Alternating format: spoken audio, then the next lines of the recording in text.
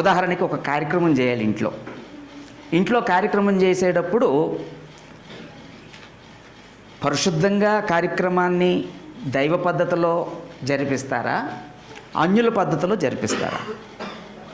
దైవ పద్ధతిలో జరిపిస్తాం, ఎందుకంటే మనం విశ్వాసులం కాబట్టి.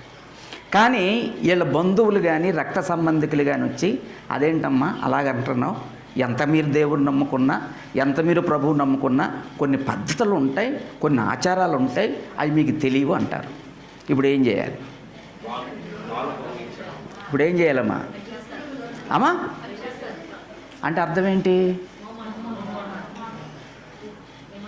మా పిన్ని ఏమనుకుంటుందో, మా అత్త ఏమనుకుంటాడో, మా బాబాయ్ ఏమనుకుంటాడో, మా పెద్దనాన్న ఏమనుకుంటాడు, మా ఏలిసిన తమ్ముడు మేనమామ ఏమనుకుంటాడు. ఏలే ఎరిసేసారటండి. కాబట్టి మొహమాటానికి వెళ్ళి ఏం చేస్తారు? వాళ్ళని ప్లీజ్ చేయడానికి, వాళ్ళని సంతోషపరచడానికి ఆ కార్యక్రమాలు చేస్తారు. క్రీస్తు స్వారూప్యం సాధించగలరమ్మా? పరిశుద్ధంగా బ్రతకటం అనేది సాధిస్తారా? యేసు ప్రభు శరీరధారిగా ఉన్న కాలంలో కూడా మనుషుల కోసం, మనుషులు ఏమనుకుంటారో అన్న భావంతో, భయంతో యేసు ప్రభుని అంగీకరించిన వాళ్ళు చాలామంది ఉన్నారండి.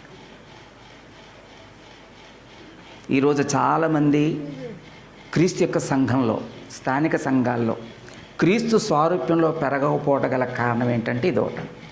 ఇప్పుడు ఆ విషయం తెలిసిన ఎవరైనా కానీ, సువార్థికుడు కావచ్చు, తోటి విశ్వాస కావచ్చు, ఎక్కడ అడగాల్సి వస్తుందో, ఎక్కడ అడుగుతాడని చెప్పేసి అసలు ఆ కార్యక్రమం సంఘానికి తెలియకుండా చేసేసేవాడు కూడా ఉన్నారు.